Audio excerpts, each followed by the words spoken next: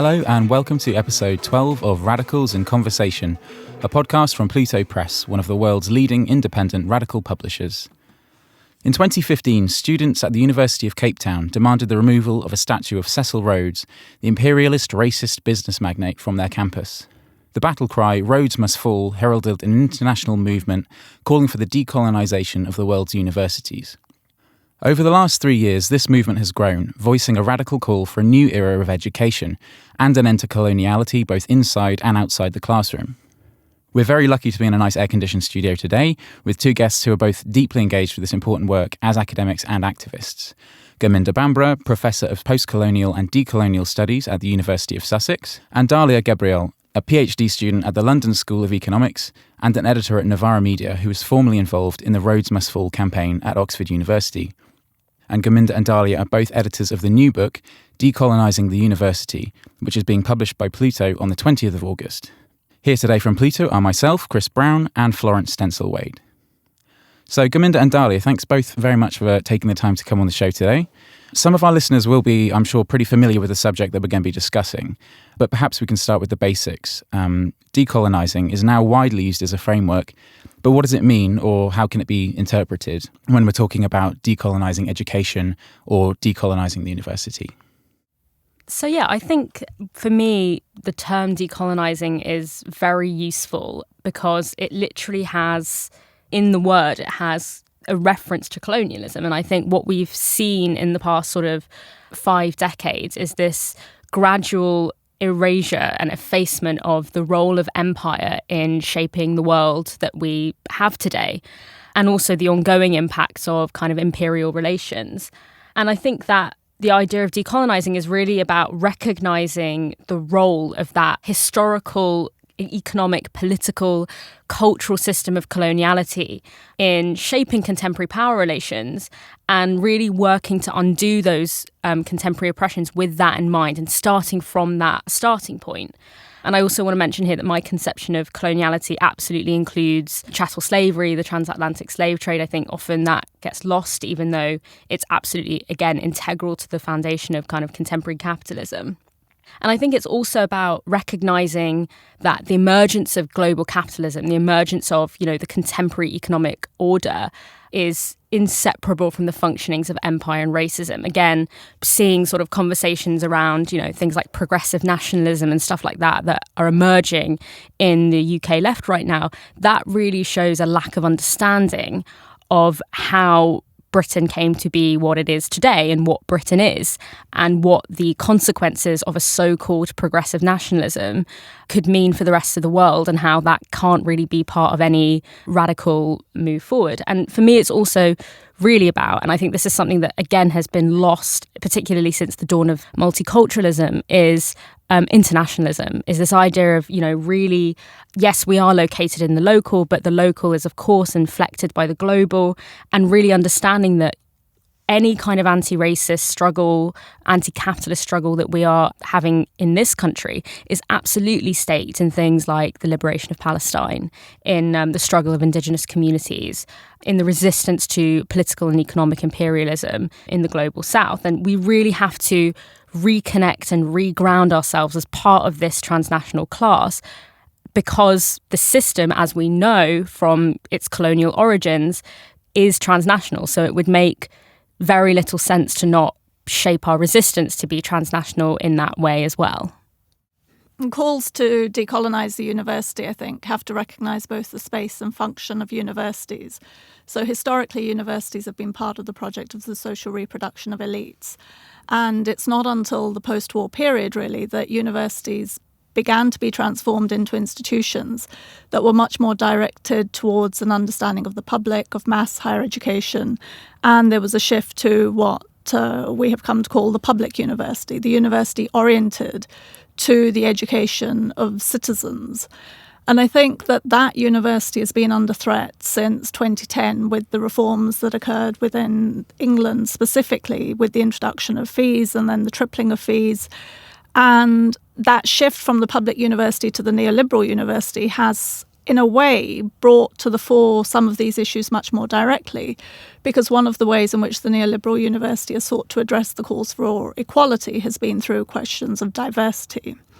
What has been sidestepped in that is any address of the inequalities. And one thing to note here is that up until about the early 2000s, universities were part of the amelioration of socioeconomic inequalities, that generally universities were part of the social democratic state, which worked towards the address of these sorts of inequalities. But since that time, universities as institutions have started to exacerbate those inequalities. And so those of us who are committed to social justice issues more generally have to ask ourselves what the university is about, what its function continues to be, and what space we occupy within it. So I think the decolonising move has to be understood within that broader context, has to ask the question of why the public university, whilst being committed to questions of equality and citizenship more generally, nonetheless still failed its BME students, for example. So the BME attainment gap has been consistent throughout this period.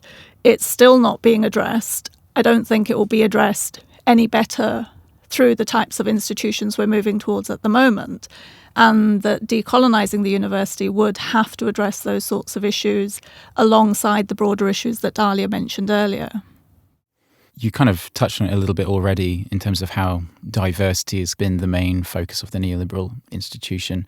But how does one then decolonise a university? In a sense, there's a few different strands to this, isn't there? Iconography, in a sense. I mean, the Rhodes Must Fall campaign in Cape Town and in Oxford, that would be one, I guess, strand of that. Curriculum as well, representation. I mean, Dalia, perhaps you want to tell us a little bit about your background to this, what informed your chapter in the book?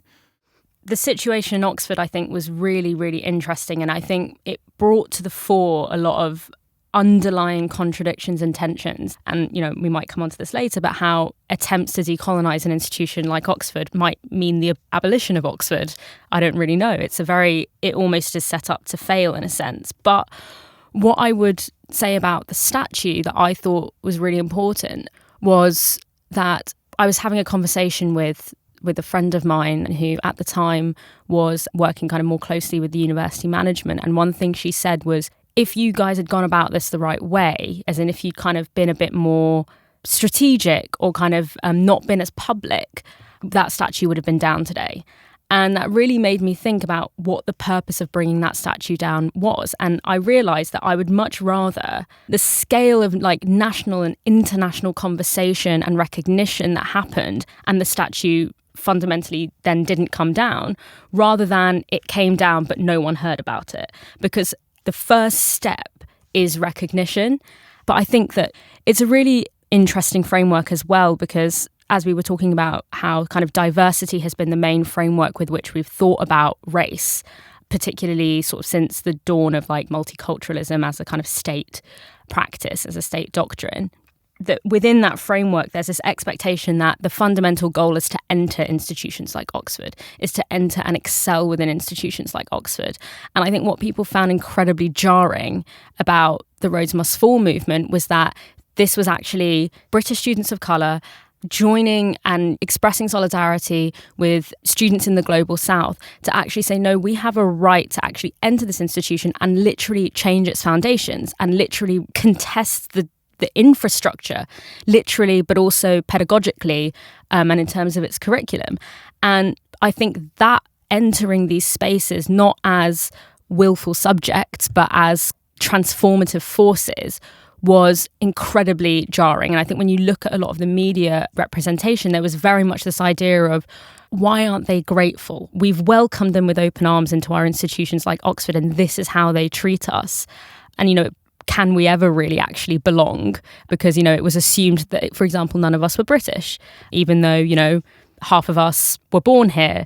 Like Stephen Andam said, we wear our passports on our faces. You know, citizenship is not just about your papers. There's a lot of other things going on there. So I think the contradictions and the failings of multiculturalism and diversity in terms of how they efface power as being central to the conversation about race really came to the fore in the response to Rhodes Must Fall. And I think even though that statue is still standing there, hopefully it won't be for long, but even though it's still standing there, I think there's so much rich text for analysis that came out of what happened when students of colour challenge the infrastructure of Oxford, particularly because of, as you mentioned earlier, Gurminder, like the particular role of Oxford as well in empire.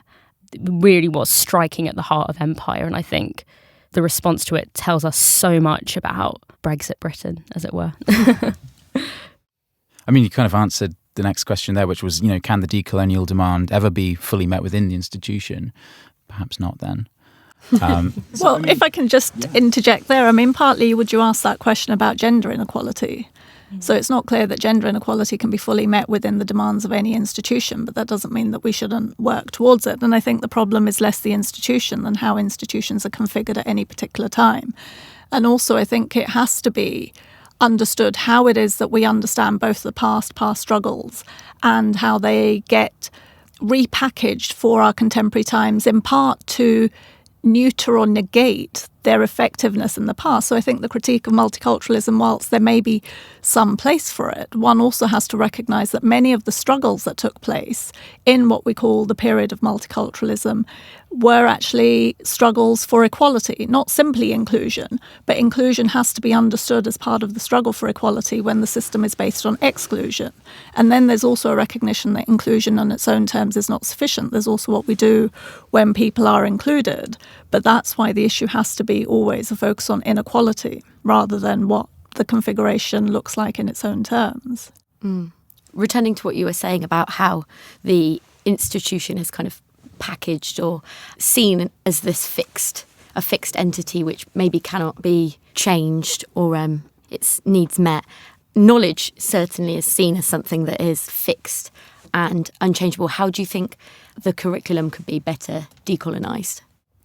Well, I think one thing that's instructive here is to look at the way in which feminism has transformed the curriculum to a large extent. So if we think back to the 1960s, and that was the period when increasing numbers of women entered the academy. And on entering the academy, they found that the ways in which gender was being addressed didn't reflect their experiences, their understandings, their knowledges from other contexts and so on. And so one of the first things they did was seek to transform learning on the basis of the different perspectives and experiences that they brought into the academy. But it wasn't simply about adding women into the curriculum. It was also thinking about how taking gender seriously would transform the curriculum in particular sorts of ways. Now, whilst some scholars have called this the missing feminist revolution, to the extent that whilst there are certainly courses and modules on gender addressing these sorts of issues, they haven't necessarily affected the degree of transformation that had been expected.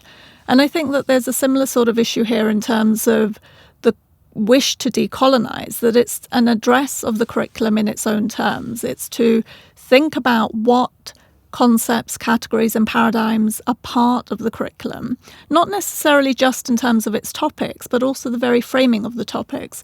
So, for example, in a politics curriculum, you will usually have conversations about democracy and revolution. Those conversations will invariably focus on the French Revolution and the American Revolution. They will not include the Haitian Revolution, or at least not as an equivalent revolution to the other two that brought into being the modern world. So one of the questions we have to ask is, well, what are the silences within the curriculum? What are the events and processes and structures that are not being addressed? And if we think those events, processes and structures are significant, how would the address of them cause us to actually change the curriculum as a whole? So it's not just add, stir and hope for something, but also what does that transformation look like? Yeah, I think, when you were talking, I thought that the example of the feminist intervention in the academy is a really powerful example, because the entrance of, when we look at actually how feminists intervened, not just in terms of how gender is talked about in the academy, but also actually made epistemological and pedagogical interventions. If we think about the destabilizing of the mind-body division, that has transformed so many areas of knowledge production that might not seem explicitly connected to gender, but is very much connected to that feminist intervention. So it's this idea that, it's not about adding colour and stir. It's also about understanding that centering coloniality, centering events like the Haitian Revolution fundamentally changes how we think about things like democracy and how we think about these things that on the face of them might not seem as being directly connected to race or coloniality, but are absolutely inflected by it. And I think that is the erasure that has happened, that has led to a very specific understanding of how the world has come to be how it is, which has huge political ramifications outside of the academy.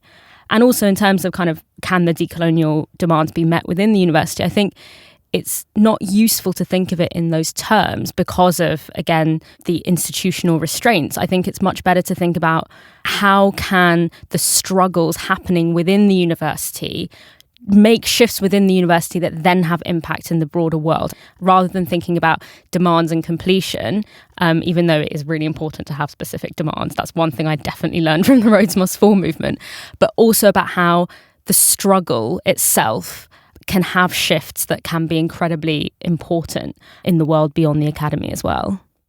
Can you think of any examples of that? I mean, because I was going to ask, how far does the struggle go beyond the walls of the institution? In addition to that, why should people outside of academia, care about this? Why is it important? I mean, I think one thing is to think about the fact that calls to decolonise within universities don't exist apart from calls within broader society. So the movements that have occur in the context also of wider social struggles. And so why should people outside of academia care about this? Well, I think we have to look again at the role of the university in facilitating debate, in providing a space for critical debate, discussion. And whilst knowledge isn't only produced within universities, I think universities have a very specific function in legitimating knowledge. To use the example of gender again, it's only when feminists brought knowledge associated with the feminist movement into universities that it was legitimated. That doesn't mean that feminism began in the university or that the struggles associated with feminism began in the university. And similarly with decolonising the university, there has been anti-colonial critique and decolonising movements ever since colonisation itself as a process emerged 500 years ago. The fact that now there are calls within the institution to directly address some of the particular intellectual movements associated with that should cause us to question what's specific about our time that has the university finally take a much more sustained engagement with these issues when these issues have been talked about, amongst others, for at least 500 years. Yeah, and I think it's also when certain knowledges enter the university, it also signals to society that these are things that are worth studying because they tell us something about the world. You know, one thing that came up a lot in the media circus around Rhodes Must Fall was this idea that studying Fanon was like less rigorous than studying Kant. Like Kant is like the kind of like canonical philosopher that everyone should know about and everyone should study. You know, of course, it's self-evident that Kant is foundational to, you know, that it has to be foundational to any kind of modern education. But fundamentally, it's about saying, no, actually, the intellectual contributions that have emerged out of anti-imperial and anti-racist movements tell us something really important about the world. The writings of, for example, W.E.B. Du Bois tells us something fundamental about the foundation of America. The only reason it's not considered integral within our universities is because of racism. When we exclude those knowledges from the university system, we are not being scholarly, we are not being rigorous, we are not working towards our aim of equipping students with tools to understand their world. And also one thing I would say is that when we talk about decolonizing education, I think it's really important that we also expand it beyond just the university, that actually education in secondary schools, education in primary schools is also really, really important, because one kind of story that comes to mind is I remember discussing with a kind of neighbour of mine who was actually one of the first people that I ever heard seriously suggest that we should leave the European Union when I was about 12 years old. She said, she's a UKIP voter. And, you know, one thing she said to me was, you know, if the countries that immigrants are coming from are so bad, why don't they just stay and make it better? And that to me signals that this is someone who fundamentally doesn't understand why the geopolitical power structure, the geopolitical power inequalities that we see in the world have come to be. Because it must be from that lack of understanding, that lack of knowledge, that a comment like that can come from. So, we have a British populace right now that does not fundamentally understand what Britain is and how it has come to be what it is today. And that has huge political ramifications when it comes to how we understand things like borders, what the conversation is around migration, what the conversation is around foreign policy. And these are key issues for our time. Going back to what you were saying earlier about the issues with not having demands and that kind of thing for Rhodes Must Fall, what were the main problems that Rhodes Must Fall encountered, and especially in terms of like how the issue was framed in the media, which I know we've touched on briefly? Yeah, so I've been thinking a lot about this. I've had sort of several years now to ponder on what I think we could have done better. Firstly, I do think it's worth saying that now that I look back on it, I can see the significance of the intervention much more clearly than I did at the time. At the time, I was kind of really frustrated with how I felt like the narrative was out of our control. But now I look back and I think, no, actually making that intervention has had a series of knock-on effects that I'm really inspired by. In terms of how it was framed in the media, I think the main issue was that we got inserted into this broader discourse around safe space politics and around kind of a politics that is based on personal, I don't know if the word's trauma, but something along those lines.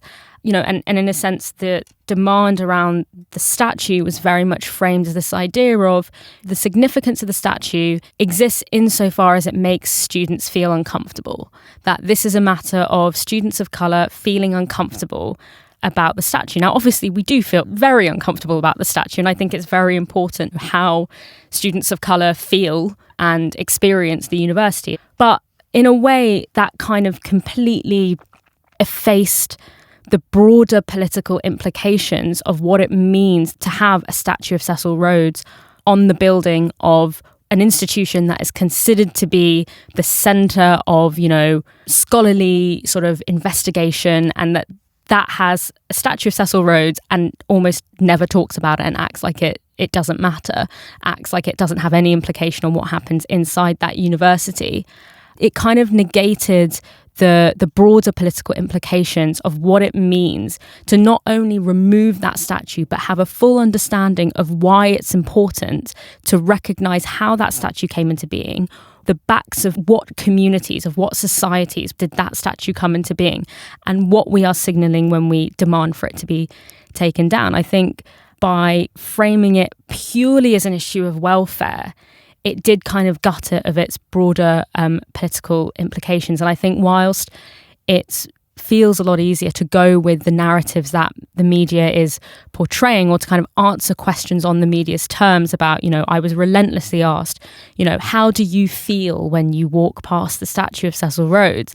It's really easy to kind of answer those questions on those terms. But I think what I would say to current movements that are bubbling up is nip that in the bud. You don't have to answer those questions on their terms. You can change the questions that are being asked, or interrogate the questions that are being asked.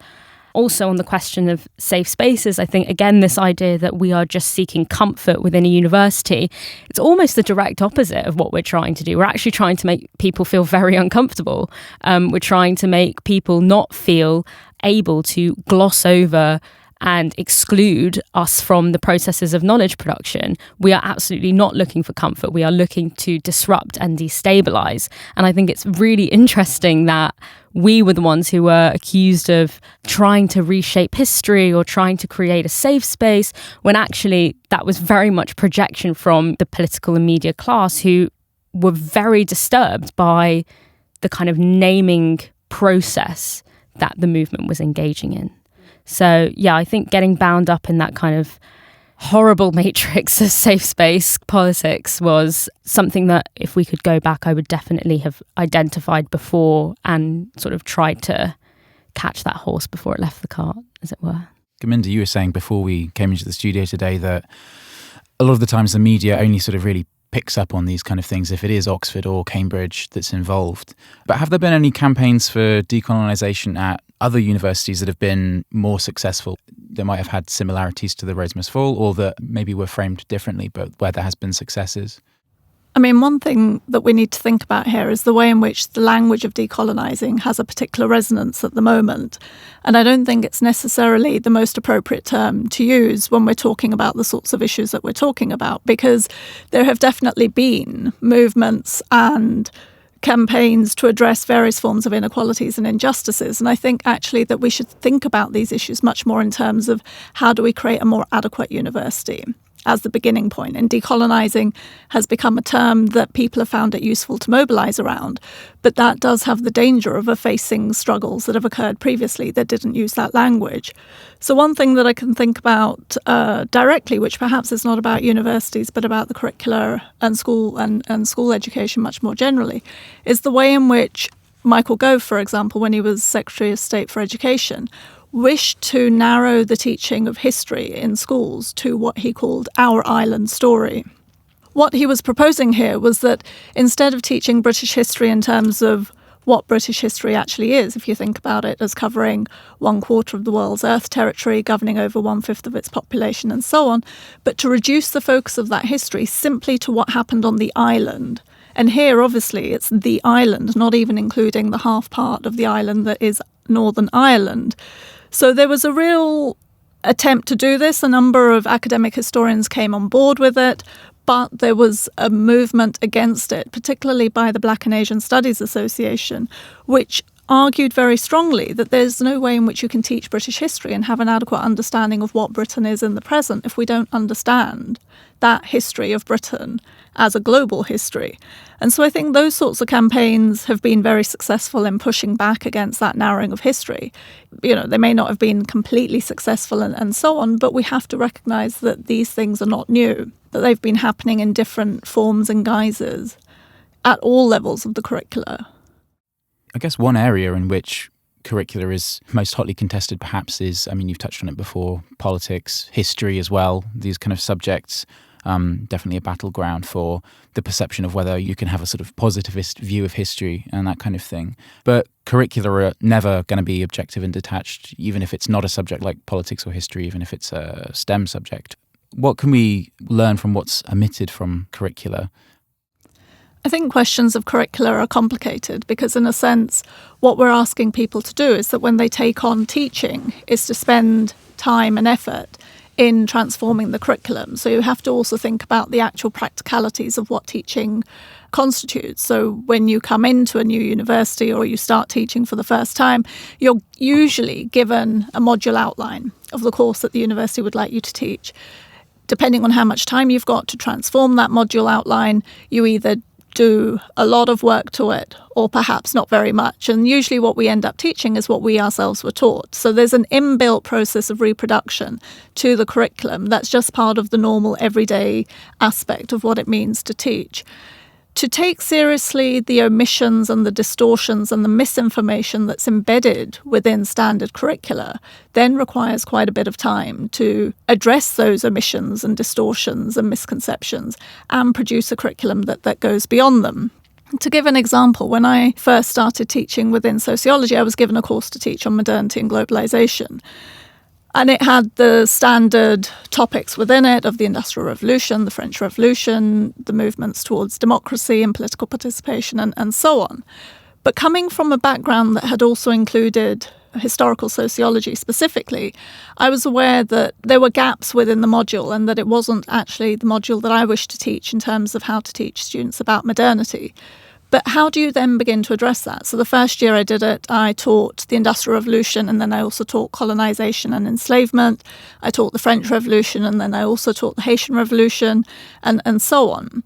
And then the next couple of years I tried other ways, and then eventually I ended up remodelling the entire module to be called now Race and the Making of the Modern World, because what became clear to me was that unless you give students a different frame within which to view what is understood as standard, then the standard frame will always win out. So no matter how hard I tried to bring in the critical elements to their understandings of modernity, the essays at the end would always be, oh, and modernity is a European phenomenon. And it's like, well, hang on a minute, we've had a whole module here where we've tried to sort of challenge, question and contest this. And this was a process that took about 5 years. So it's not an immediate thing. We can't have these immediate solutions to the problems that we're identifying. They require to be worked out, they require thought, they require engagement. And they require a commitment to wishing to teach differently and to have different content within what is otherwise presented as quite sort of standard.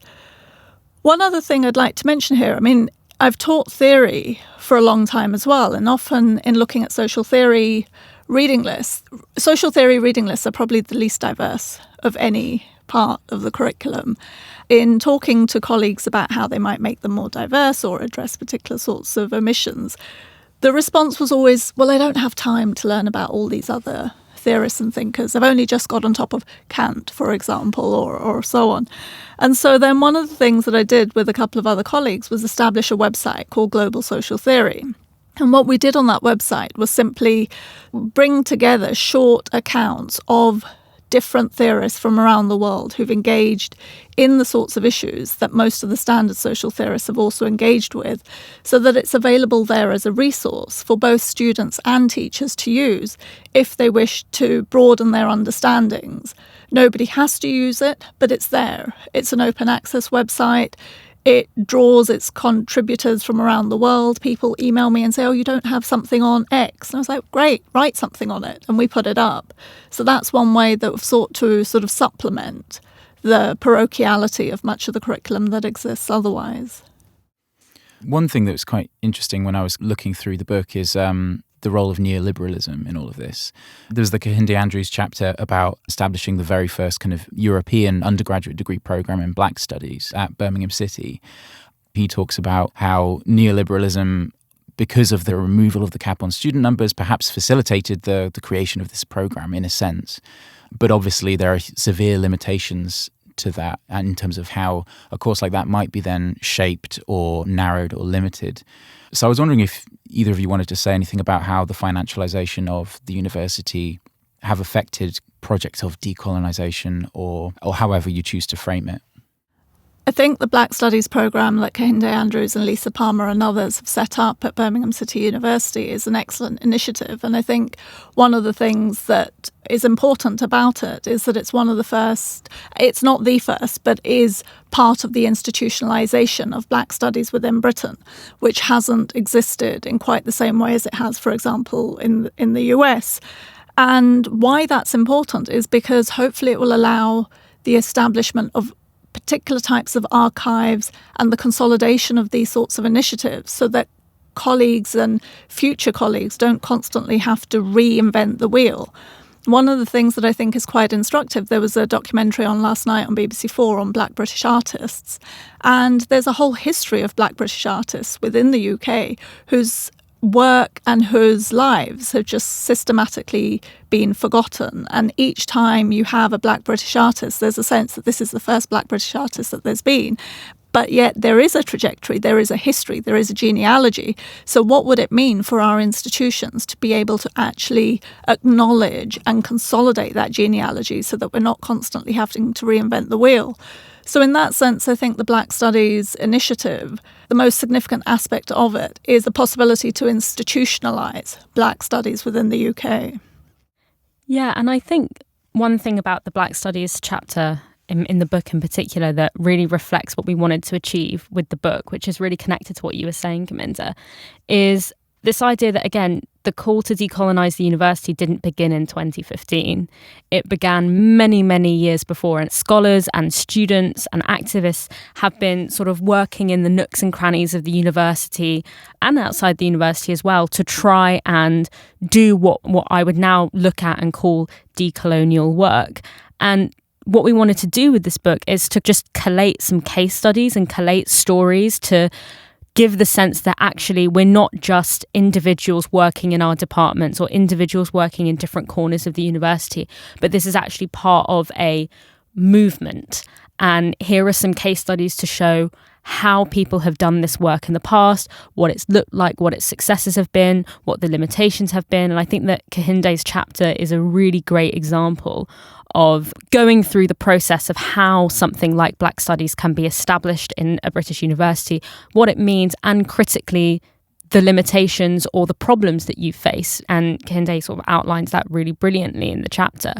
And in terms of the question of the financialization of the university, I think it's absolutely central. I don't think that you cannot have a decolonised neoliberal university. It's not possible.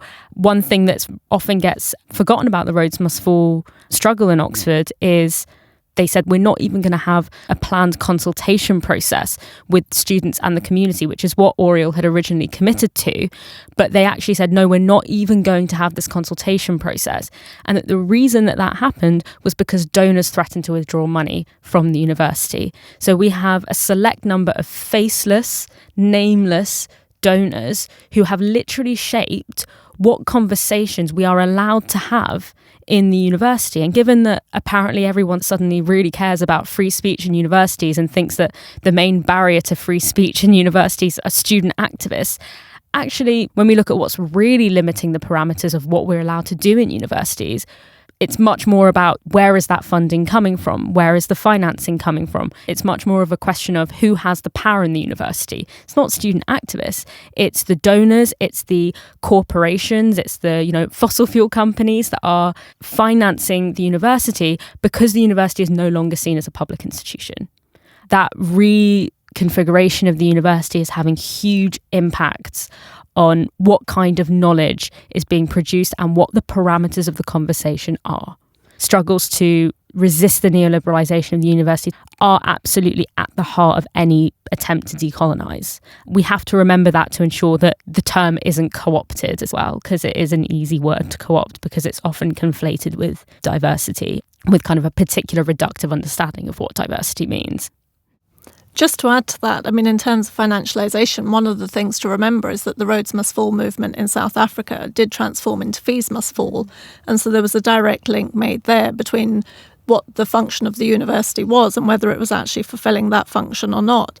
And I think the issue of free speech is also interesting in this context because a lot of ink is being spilt at the moment about questions of free speech within UK universities, but there's very little discussion of the number of UK universities who've opened up campuses in countries which actually don't allow free speech. And that's done entirely to increase income for the institutions back home and so on. And so I think there are much broader questions that we need to ask about that. Attempts to decolonise go beyond higher education. That's kind of obvious. Are there any particular movements or specific campaigns that you've seen or been involved in that you're excited by that are addressing this same need in other areas? I've had quite a few school teachers actually reach out to me, particularly since the GCSE and A-level curriculums have been changing. School teachers have been reaching out to me, wanting me to help them write courses for students to teach outside of their official classes. So I'm hugely excited by that, and how amazing is it to have teachers like that at school? Like, teachers like that can really change sort of students' lives, and particularly in classes where it's predominantly students of colour who are kind of like, wait, the way that my mum and dad and my aunties and my uncles and my neighbourhoods talk about, this period of history is completely incongruent with how you guys are teaching it, and I'm not connecting with this, and this doesn't feel scholarly or doesn't feel rigorous. And so giving people that opportunity to say, actually, your hunch is right, your instinct is right, that you're not being taught the full story, and here are some resources that we're going to offer to begin you on that journey. Stuff happening in schools is really where I'm really interested in that right now, and I think it's a kind of obvious next step for the decolonising education movement. If we think about decolonising education also as a way of providing a more adequate account of our past to be able to understand where we are in the present, then I think the current debates around Brexit are quite instructive, to the extent that so much of the discourse around the most important political issues that are facing us in the present are based on an understanding of the past that is just completely inadequate. There's no sense of understanding that the reason Britain looks the way it does is as a consequence of histories of empire and colonisation, that multiculturalism within Britain didn't start in the post-war period with the arrival of the empire Windrush. The British Empire was already a multicultural entity, and so in that sense we need to understand those debates in a much longer history. The fact that in 1948 the British government legislated under the British Nationality Act to give everybody who was a citizen within the UK and its colonies the same citizenship with exactly the same rights. And therefore, the reason why people came to Britain was because they had the right to come and live and work in Britain. And that the moral panics that ensued when darker citizens particularly started to come into this country were legislated for under the Commonwealth Immigration Acts, which sought to exclude people effectively on the basis of race. So not that we need to understand race in Britain, but we need to understand how Britain itself is a racialized state can only be understood if we were to understand what the history of Britain is. If we could understand that history, understand Britain as a racialised state, then that helps us make better sense of why we have the Windrush scandal, for example, at the moment, of why we have a situation where even though Britain voluntarily joined the European Union and had a referendum just after joining, I think it was about 73% in favour of being in the European Union, that somehow that aspect of being one amongst equals hasn't really sat well with a number of the elite within Britain. And so that the wish to leave the European Union, I think, is also as a consequence of that sort of history, because up until Britain joined the European Union, it had always led whatever transnational organisation it was part of, whether that was Empire or Commonwealth. The EU was the first time that Britain wasn't leading a collective organisation. It's just hard to understand our contemporary politics without a proper account of our past. We've mostly spoken today about decolonising within the UK context. We've touched briefly on South Africa and so on. But there's obviously a wider global context here too that the book doesn't address so much. Is there a specific reason for that? One of the things that we wanted to do with the book was to take responsibility for the legacy of colonialism within the global north. So there's always a sense that people in the global south, or the places that have formerly been colonised, they can't help but have to take colonisation into account. The interesting thing about Europe, and to some extent North America as well, is that it often addresses itself as if it's never had this history, or that decolonisation has no consequence for how it might now have to rethink its understandings of itself or the broader modes of knowledge production. And so in a sense, what we wanted to do with this book was to say, well, if decolonisation is a movement that's not just for those who had been colonised, but actually those who had colonised also need to take that seriously, then what lessons, questions, challenges might there be for people within the global north to take seriously in thinking about the institution that they're a part of? And just to go back to something that was said earlier, I don't think that decolonisation is something that occurs only within universities or could only occur within universities. But I think it quite surprising that given that universities are institutions that are supposed to be there to provide a space for critical engagement, that there's been so little critical engagement with that history for what that means for the institution as a whole and the knowledge that's produced and legitimated within it. Yeah, and I think it's kind of the myth of the Western university, isn't it? That it's this kind of neutral, objective arbiter of mediating the world rather than it's actually politically constituted. And in terms of taking responsibility, I think that's absolutely at the heart of what we were trying to do. And that's relevant in humanities and social sciences. It's also really relevant in STEM departments, because it's not like technology and science isn't still playing a role in what we can identify as neo-colonial relations. If we look at, for example, the fossil fuel industry. The fossil fuel industry relies really heavily on technology and research that is done within the university. It's not an accident that fossil fuel companies make a very concerted effort to finance universities to make sure that people who have sat on the board of big fossil fuel companies then go on to have managerial positions in universities. The fossil fuel industry is almost a direct legacy of colonialism.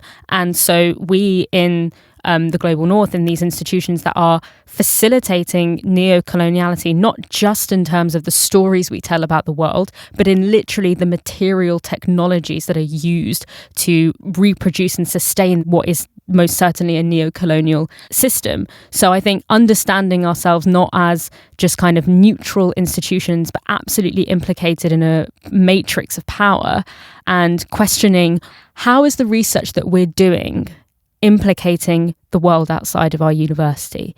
And I think a lot of universities and scholars are resistant to think about that, because we like to think of politics as separate from knowledge. We like to think of ourselves as above the political realm when really we are absolutely implicated in it. So Decolonising the University, the new book, it's out this month, August 2018. You can find it online, plutobooks.com, as well as all good bookshops and online retailers. A very big thank you both to you, Dalia, and to you, Gurminder, for coming on the show today. It's really good of you. I think the discussion's been very interesting. So do tune in again next month for another episode of Radicals in Conversation. Thanks for listening, and we'll see you again then.